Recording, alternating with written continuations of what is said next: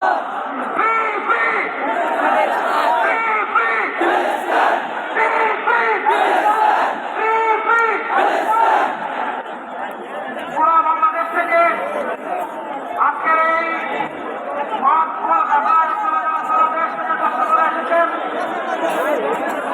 দেখতে পাচ্ছেন বাংলাদেশের শীর্ষ নেতৃবৃন্দ আজকে আমাদের এখানে উপস্থিত হয়েছেন। আমরা আজকে একজন একজন করে আমাদের আমন্ত্রিত অতিথিদেরকে আমাদের স্টেজে ডেকে নেব ইনশাআল্লাহ। আমরা আমন্ত্রিত অতিথিদেরকে স্টেজে নেওয়ার আগে আজকে বাংলাদেশের স্মরণকালে সর্ববৃহৎ মাঠ আদা শুরু করছি পবিত্র কোরআনুল কারীম তেলাওয়াতের মাধ্যমে।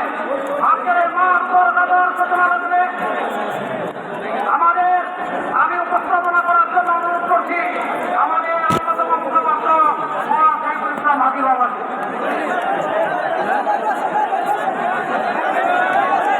আসসালামু আলাইকুম ওয়া রাহমাতুল্লাহি ওয়া বারাকাতুহু।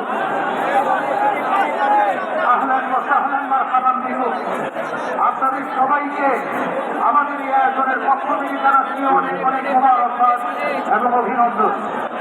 আমরা আলহামদুলিল্লাহ আয়োজন শুরু করতে যাচ্ছি। আয়োজনের সূচনাতে পবিত্র কোরআনুল কারীম থেকে তিলাওয়াত করার জন্য মঞ্চে আহ্বান জানাচ্ছি বিশ্ববিখ্যাত কারি,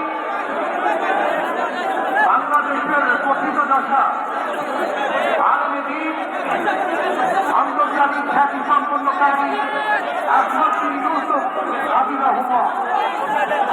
আজকে আহমদ বিন ইউসুফ হাফিজাহুল্লাহ